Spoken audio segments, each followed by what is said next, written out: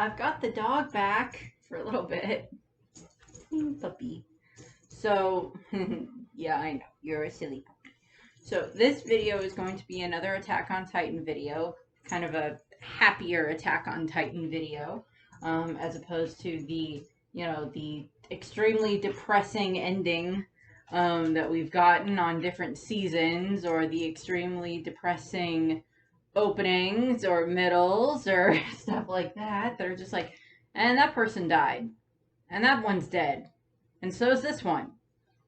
Well, that one's not dead yet, but we kind of want them dead, but they're not dead, and then, and the dog's leaving.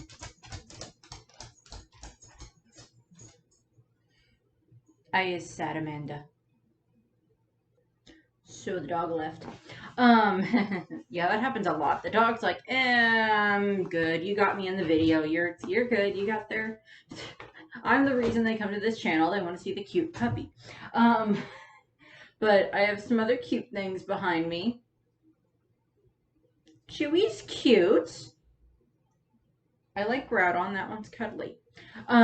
So you kind of saw you probably saw the title for this. So this video is actually going to be about a little bit on like my take on like just a piece out of like the extra pages, and my mom is watering the plants in the background, as you can tell outside, from the water sound. So this is actually just a video kind of going off just like a piece of what's what's revealed in the extra pages for the final chapter. I've read the original final chapter and the extra pages one. I have also finished reading, read through all of the rest of the manga after like from where like season 4 part 1 ends, and finished up the manga and everything. And I have like 10 or 12 chapters left in like Attack on Titan Before the Fall, where we get kind of like some more history of like inside the walls. I will do a video about Attack on Titan Before the Fall, which the main body of that story takes place about 55 years or so before the Colossal Titan shows up, before all of them show up, and that whole thing happens with Eren and his group. But I'll go over that in a different video. I do like the fact that in Attack on Titan Before the Fall, it's kind of a way of explaining how they made the omnidirectional gear, the multi-directional, whatever you want to call it, vertical maneuvering gear. It's basically a story about how that came into development. And I like how they did it. I like the story behind it. It doesn't really involve anyone, as far as I'm aware, that pops up later on.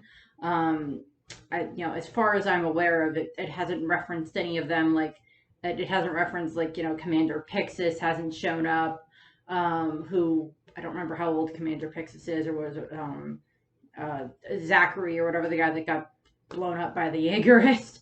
Him. I haven't seen him pop up as far as I'm aware. But it mainly centers around just this small group and like them developing the omnidirectional gear, the ODM gear as it's called. But that'll get its own video. This video is going to be about one of the bits that we see in the extra chapters and the extra pages. And it's actually about, we get the glimpse in the original ending chapter that, the reason that Ymir kept doing what she was supposed to under Fritz's, orders, was because she was in love with him. And I mentioned this before. Clearly that is not love. What she thought was love is not actually love. She was a slave who basically had it beat into her that she is supposed to serve her master, and even though she is she has this amazing power of the Titans that allows her to turn into this giantess and, destroy whole armies with like the wave of her hand over the ground to like kill them all or smash them all or whatever, or she can, use her roar to deafen them and then have the rest of, the military attack them, or whatever the case may be. She can use all of her powers for this stuff. We know about that, but then we also know that she also still is in this mindset of this little girl that has spent probably her entire life as a slave. You know, she was taken in by the, you know, her village or people, whatever, were, you know, taken over by Fritz and his, you know, soldiers. And, you know, they cut out their tongues. And as it's stated in the chapter where we are introduced to Ymir's full backstory, where we find out about her and the centipede thing. And that thing's just disturbing in and of itself. And, you know, she has, you know, we kind of see like this wedding going on at one point. And of course, you know, she's rewarded with, you know, when she has this power and she's done some things to help prove her loyalty to Fritz and to his, you know, to his new kingdom that he's making. This new empire, of course, that would eventually become the Eldian Empire. He, of course, you know, rewards her with the kind of the right to become his concubine, his, for all intents and purposes, his consort, his concubine, his slave. She's still a slave. It's not that she chose that, but it was more beat into her that she has to do this, that if she was given a choice in the matter, she may choose to leave. She would have, you know, I'm pretty sure some points in time, she probably thought, I can go big and I can squish him and I can end this and I don't have to deal with him anymore. So we have that moment, of course. And then in the extra pages, we get this moment where when Mikasa is leaving, when she's holding Aaron's head, which is already a disturbing thing to say after she's decapitated him, she, you know, when she's leaving, she sees this visage of Ymir appear in the smoke. That's still the smoke from the rotting titans, from the huge battle that, of course, just happened, the battle of heaven and earth and everything. You know, Mikasa sees her, and she makes, you know, Ymir doesn't say anything, but Mikasa talks, you know, says something to Ymir along the lines of, so you were the one that was looking into my mind, you know, that I could feel peering into my mind all this time. And, you know, for all those years and everything. And as I said in a previous video, we know that Mikasa and Levi, and, you know, Kenny and Levi's mom and Mikasa's father by extension, because they're all Ackermans, that they do have Eldian blood in them, because the Ackermans didn't just breed with other Ackermans. They still had, you know, Mikasa's, you know, grandmother or grandfather on her father's side would have been an Eldian, and, you know, Kenny and I can't remember what Levi's mother's name is, but, like, you know, their mother was, their father was an Ackerman, but their mother would have been an Eldian, and, like, you know, Levi's father, biological father, would have been an Eldian. So they still have Eldian blood in them. Mikasa, of course, also has the blood from the Asian clan, of course, from her mother, from the Hizaru clan. But so that still allows Mikasa and Levi to still see the visions that the rest of the group had, like when they were on the plane on the way to, you know, try to stop the rumbling, you know, the flying ship, as they call it, the flying boat. When they're on that, you know, she still had, you know, they still see those visions. Aaron can't necessarily affect their memory, but he can still show them these visions that he showed to the rest of the group. That, you know, like you know, that Armin and, you know, Jean and Connie and the rest of the group saw. But it's, you know, Mikasa's looking at Ymir, and she's like, well, you're the one that kept looking into my mind all this time. You're the one who kept, you know, peering in and trying to see what was going on. And in regards to that, we do get the moments with, you know, we do get the moments with, I'm opening up my notes to make sure that I have this correct, or I'm pulling up the pages just to make sure that I know that I'm reading this correctly. You know, we have the moment, you know, Aaron said that the reason that Ymir kept waiting for someone, it was Mikasa, and, like, he didn't even know why she was waiting for Mikasa, or Mikasa, depending on which way you want to put it. But, you know, it's Ymir and the rest of the group, you know, or like Ymir kind of, or Mikasa says to Ymir, you were the one that was peering into my mind all of this time. You were the one who was always peeking through. You love, she says your love must have felt like a never ending nightmare. Like the love that Ymir, kind of twisted version of love that she thought she felt for Fritz, must have felt like a never ending nightmare.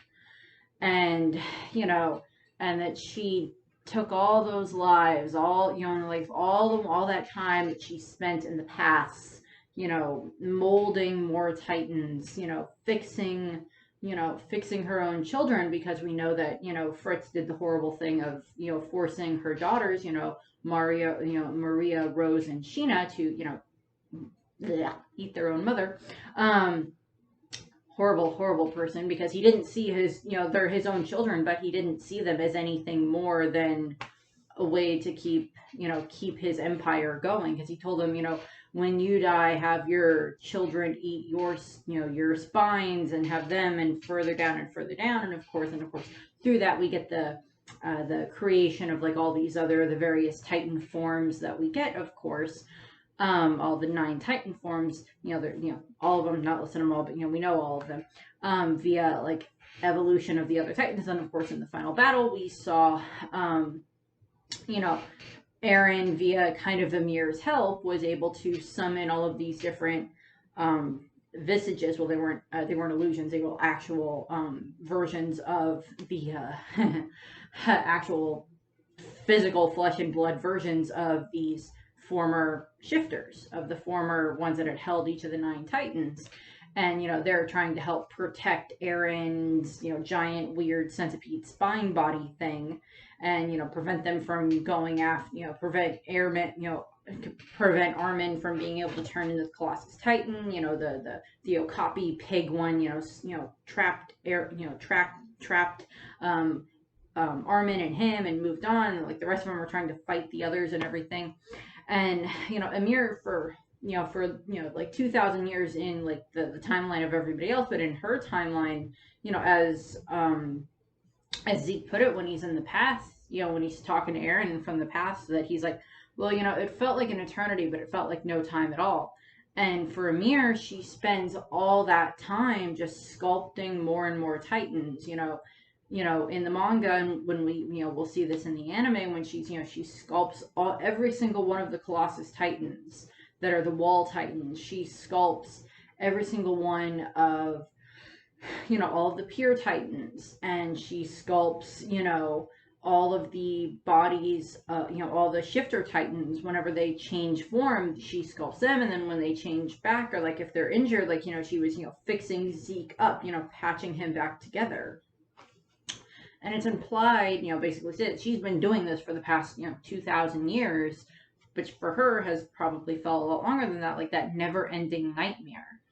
And, Mikasa says that to her, to like the visage of her. And then she also says, but it's only because you brought your children into this world that I stand here today. Because if, Mikasa's mother may have still ended up being around, the Hizuru line may have still happened, but Mikasa wouldn't be an Ackerman. Mikasa's mother wouldn't have met her father, because her ancestor wouldn't have gone to, Paradise to be, because he was friends with Karl Fritz, and that whole alliance wouldn't be there. Mikasa wouldn't be there. The Ackermans would have never been created, and even then it's, she wouldn't have met Eren. Even if she had by some chance been born, she wouldn't have met Eren and Armin and the rest of her friends. And, she wouldn't have been able to become the person that she is, and wouldn't have been able to have, know what real love was. And through that, Ymir is supposedly kind of sees, what real love is, the way that Eren, treats Mikasa and is kind to her, but then also Mikasa is able to fight back and Eren's not going to hurt her. Also along the lines of, Mikasa was Mikasa had real love with her parents. And then, of course, there was Grisha and Carla. And then, of course, she sees, real friendship, Ymir gets to see what real friendship is in regards to the way that, Mikasa and Armin and Eren work together, and the way that also they work with the rest of the Survey Corps, with Sasha, Sasha with Jean, or with Jean. I always want to call him Jean. Jean with Jean, with Connie. Later on, there's so many of the rest of the group. Hanji. She kind of, she'll like, I'll work with Levi, but I don't like him, type of a thing. Mikasa even, respects Historia to a degree. And it's, she learned, and through watching through Mikasa's eyes, Ymir was able to see all of this. That's where, Mikasa got her headaches from, is kind of my thought, is like, and it might have been like over the centuries, or we don't know, I don't remember if they ever said exactly how far back the Ackermans were created via the Titan science, but they were, and they served the royal family to protect the founding Titan. And of course, we know that story about when they went to Paradise, because, Karl Fritz, the first king of the walls, could not, manipulate the memories of the Ackermans. He told, he dismissed them, and then they were all ridiculed and punished and ostracized and everything. And then, of course, that's where, Kenny comes in, and we know what happens with Kenny. He's now dead. But, we see a lot of that. And the bit that I kind of more wanted to focus on is the fact that when we have Mikasa talking to Ymir, and then like Ymir vanishes into the smoke the rest of the way, so that way she's not, and Mikasa, Ymir vanishes and Mikasa leaves to go and find her way back to Paradise, and then bury Eren into the tree, and then the tree grows, and in the extra chapter, the extra pages, it grows, and that ends up looking like the same tree that's, that Ymir fell into, 2,000 some years ago. But there's a frame, or a panel in the manga that showed that when Mikasa was talking to Ymir, that showed, instead of Ymir jumping in front of the spear that was headed for Karl Fritz, instead of her jumping in front of it and like taking it in her shoulder and like protecting him and then dying in the process, because I think in some cases it was, she was kind of thinking, well, if I do this, then I die, and then maybe this horrid power will die with me. Well, she may not have thought it was a horrid power at the time, but like, this power might die with me. She, of course, did not know that Fritz would do the horrible thing with their daughters. And then, as I said, he probably, made his, he probably had other children besides Ymir. Because he was this king of this empire, and he's like, well, I'll just have as many wives as I want, or as many concubines as I want, and however many children, and then like all these certain children that more share the way that I am, that share my beliefs, they're the ones that'll be in charge, and then that will and then I'll force the Ymir's 3 daughters, who now have the power of the Titans, to then serve them. They still are the royal bloodline, and eventually one of the bloodlines from the 3 of them ended up in charge, or ended up with the power of the Titans, with the power of the founding Titans. But, as long as they're of royal blood, they can, they're the ones that can control the founding Titan the most, and work the other Titans the best, because they're of royal blood. I would assume also there would be something of the line, like, if you were the person that, like, originated, like, the person that was the first person to, like, actually harness the power of the armored Titan, just armored Titan off the top of my head, like the first person to harness that power, then like maybe if you're someone of that person's direct bloodline, then you then by default, like if you're like we don't know, like if Reiner's like ancestors, we don't know anything about his ancestors, specifically the ancestors of like the Eldian part of his family, his mother's ancestors, and the rest of them, the rest of the Braun family, Braun, whatever family, that, like, by example, like, if it was that, if, like, Reiner's ancestor was, like, the first, like, one of Reiner's ancestors was, like, the first one to have the power of the Armored Titan, would it by transference property, the same way that the founding Titan works best within the power, when held by someone of royal blood, that, would that mean that, like, the Titan, the Armored Titan, would work best when held by the power that power works best when held by someone of, like that bloodline that Reiner is part of. Same thing could apply to, like, the Tiber family. They had the Warhammer Titan for so long, that they, of course, are the ones that are kind of best equipped to handle it at the moment. But Aaron was also able to use that quite well. So there's that thing there. The founding Titan, has passed through royal bloodline after royal bloodline, all the way to the Fritz line, and then into the Reese bloodline, of course, and almost went to Historia, but didn't. And I've read some fanfics or seen some other theories that, Historia is kind of more the one that Ymir should have been able to, resonate with more, because Historia is still kind of this little girl that she wasn't a slave on the farm, but she did so much work on the farm where she lived with her grandparents. Her mother never wanted anything to do with her, so she didn't have that type of love. And she went from being this little girl on the farm, and then she found out that, oh, I do have a father. And and then she sees her own mother get killed in front of her, and her mother doesn't even, her mother, does the whole look at her like, I don't care whatever happened to you. I just wish you had never been born, type of a thing, that horrid thing that she says to Historia. And, Historia, then she denies her father. She denies, Rod, her becoming the founding Titan.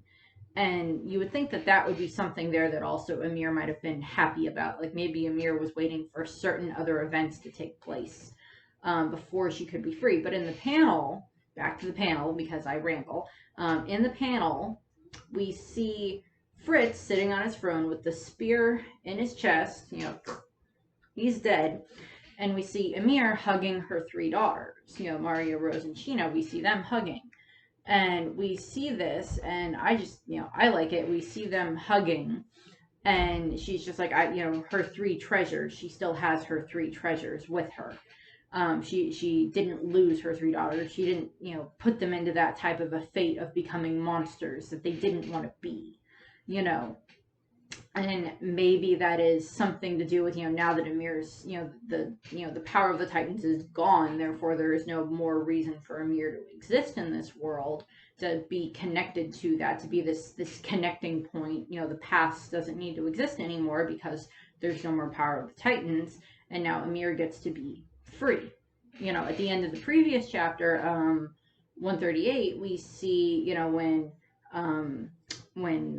the final 2-page spread of that chapter is Mikasa, she's kissing Aaron's severed head, which is still disturbing, and we see Ymir in the background smiling.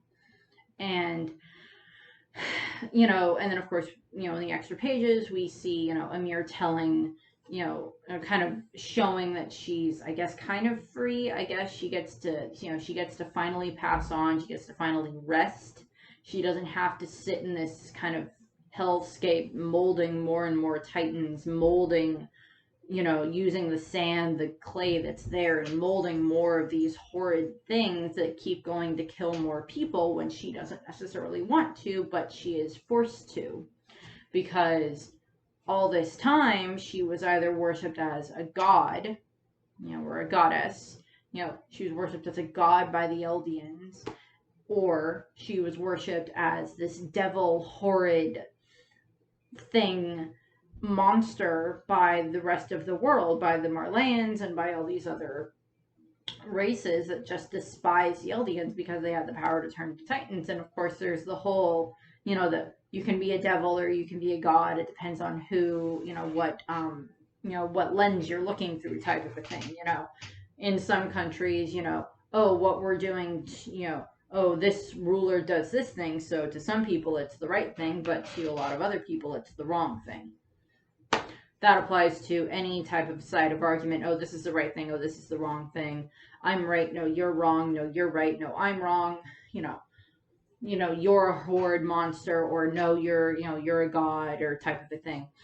And we get that moment, and it's, maybe Ymir finally does get to be at rest. She doesn't have to be this slave anymore. She doesn't have to follow this kind of that programming, that that nature that was probably beat into her as a child, because we don't know how old Ymir was when she became a slave, when her parents were killed, and they were taken over by the Eldians, by Fritz's clan, and clan, tribe, whatever you want to refer to it as.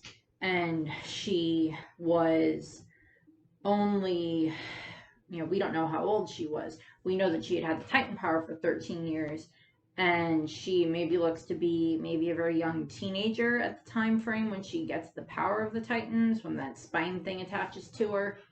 And by that right, then because Maria was her oldest daughter, that right, then Maria would have been, at the oldest Maria would have been 12 when her mother died, because however long it took for Fritz to then say, okay, now you get to have this reward, and then 9 months of being pregnant, and then she had Maria, and then she had Rose and Sheena later. So yeah, the oldest that Maria would have been is 12, and that is still disturbing for what her father did. And it doesn't even necessarily seem like he necessarily even cared about the three of them. He's just like, you're a means to an end. You're to keep your mother's power going, so that way I can keep my kingdom going, and then so my proper heirs can then continue on this kingdom, and eventually the whole world will be mine. Obviously that didn't happen, but that didn't happen. But we have the two dichotomies there of Ymir was this god, or Ymir was this devil, but in or she was a slave in actuality, as Aaron says. And I think that is the reason that Ymir chooses to give him the power of the full power there to turn in this giant centipede type thing. We have that moment where he grabs her and he's holding her, and he's just like, you're not a god, you're not a devil, you're not a slave, you're just a little girl. Which is why I have Riolu over here. I didn't explain this at the beginning because I wanted to wait, but we have Chewie over here representing Zeka's Beast Titan. We have the two Celebeasts to represent kind of like time travel, because there's the whole time loop theory that goes on with Attack on Titan.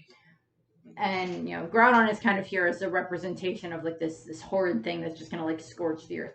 No offense, Groudon, I do love you, but you're a representation of something for the time being. And then we have Riolu here, because of course in the games you need to have max, very high max friendship with Riolu in order for it to evolve. And there's other Pokemon, of course, that you have to have high or max friendship with them to make them evolve.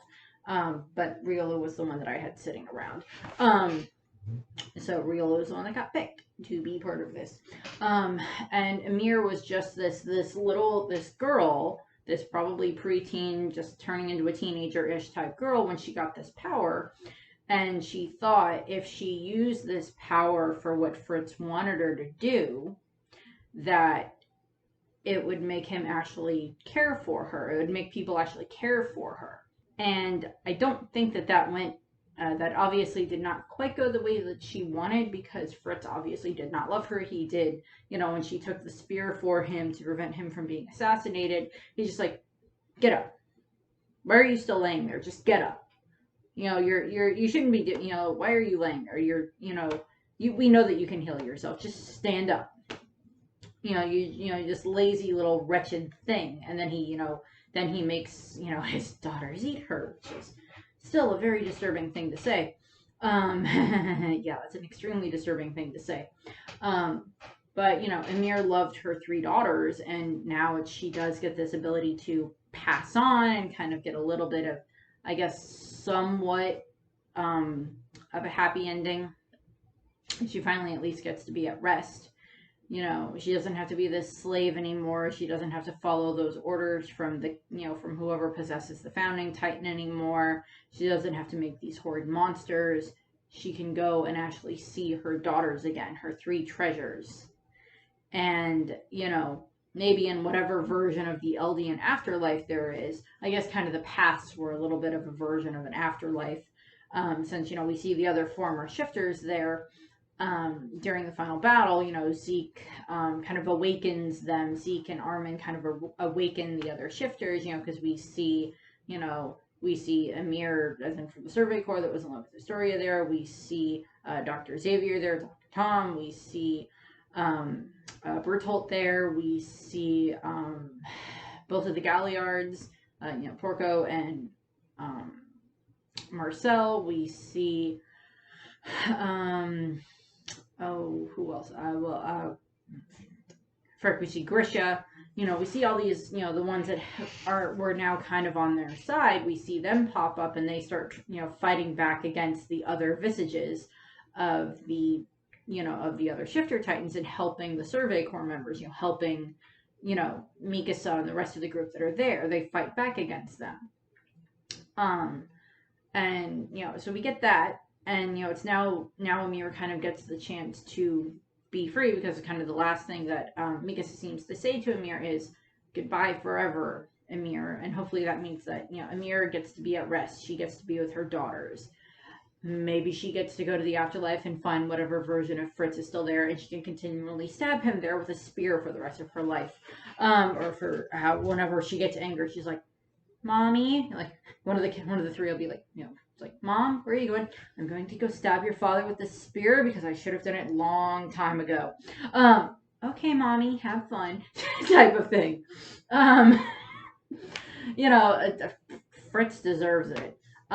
Probably a lot of the kings deserved it, because it's not Ymir's, you know, Ymir wasn't the one that had done, you know, like they say all those horrible things that the Eldians had done. Ymir, yes, it was her power technically that did it, but it's not like all those people chose to want to turn into these horrid monsters. They were, you know, in Liberia, we see them being conditioned basically their entire lives. You know, we see this with Grisha's parents. We see this with Tom. We see this with, you know, Gabby's been told this her entire life. The rest of the group has been told this their entire life. All the ones that are trying to become the warriors and such. You know, the Eldians did these horrible things. And the only way that you can redeem yourself or your family is by becoming a warrior, or is by, you know, being one of the ones that gets dropped out of the plane and dropped onto, you know, Salta, you know, Fort Salta, and, you know, get dropped there and, you know, turn into a Titan and be dropped and, you know, used to attack the enemy. You know, you'll still die. We'll probably kill you after we're all finished with this, or you'll die in the process of us finding out where all the anti-Titan cannons are. But, you know, you'll kind of redeem yourself. You know, you'll make up for the sins of your ancestors. And, you know, yes, it was technically Ymir's power that got passed down and used for those things, but it was not her choice. It was not her will. It was not her choice to become attached to the spiny thing. It was not her choice to have her daughters be forced to, you know, continue on with her power.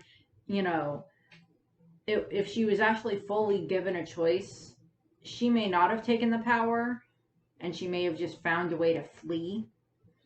Or even if she did have a choice and she did still choose to take the Titan power, like if she woke up after, you know, after she turned into the Titan for the first time, you know, of like she woke up and she went back to, you know, Fritz's village and, like, you know, turned, you know, it was like her tiny child form and made her way in there, and then she just, like, you know, turned into her Titan form and then squashed Fritz along with a bunch of his military men and then freed the rest of the slaves, you know, things may have been different. Or, you know, it's like we see, like, when, you know, in the extra pages, you know, when Fritz is the one that actually gets hit with the spear and he dies, and, you know, Ymir has her 3 daughters, then maybe, like, in a slightly different timeline, it's, you know, Ymir, because she was the one that held the power of the Titan, she may have, you know, gone and, like, built up the Eldian Empire differently, better, more peaceful. You know, go and actually try to make,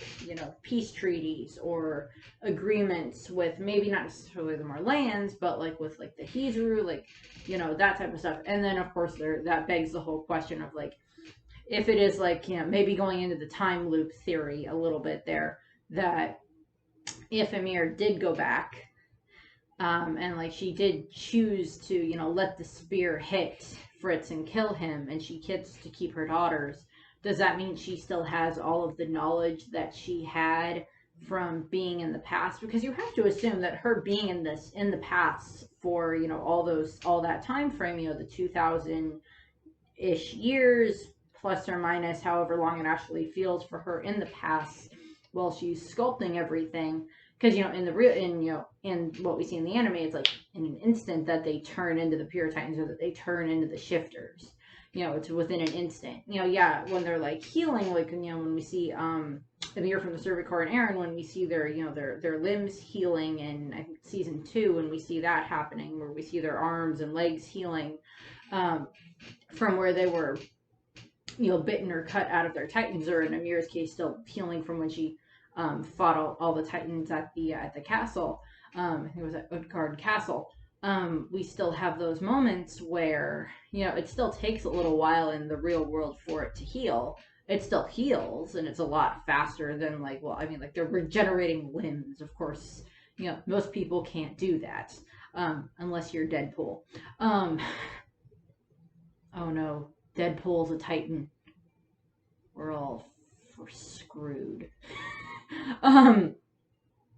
But like Ymir, like does she still have all of that knowledge? Like, because you would assume, like, in that whole time frame, like when she's sculpting all the different titans, or like healing the people, like we see her in the manga, we see her like piecing Zeke back together out of clay. Does that mean that she knows who each and every one of these people are? Like, every time she has to patch Eren up, does she know, oh, this is Eren Yeager and he's done this? Or every time she has to patch up, like, Annie, oh, this is Annie Leonhardt, oh, I know all of this. Or, like, going all the way back, does that mean, like, every single time she had to patch up someone when they were healing, or, making their Titan form or whatever, does that mean that she knows, oh, I know exactly who this is, I know who their parents or their grandparents or their whatever was, that type of a thing? Because, like, we know that, like, the Attack Titan can kind of see the future. We see that with Eren Kruger when he mentions Mikasa and Armin. And then, of course, Grisha gets, like, flashes. He gets the flashes in the manga of, like, Zeke from the future and Eren from the future.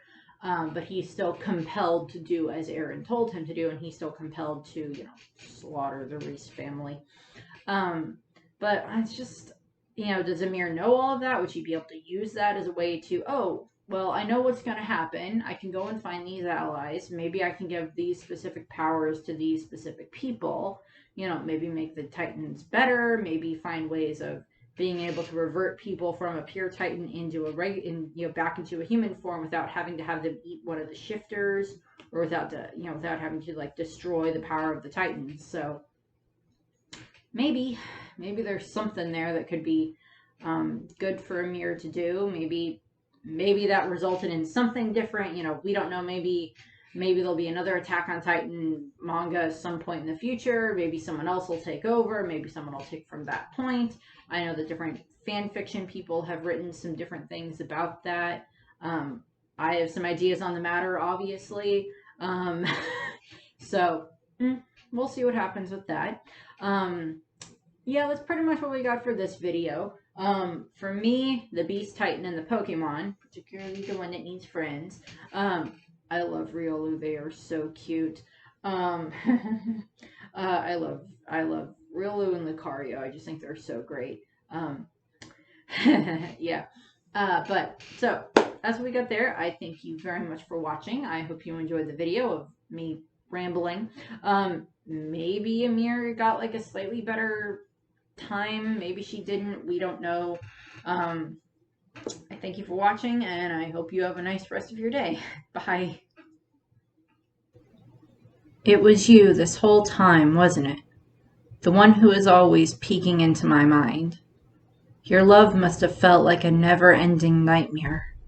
All the lives that were taken can never be regained. But it's only because you brought your children into this world that I stand here today. Goodbye forever, Ymir.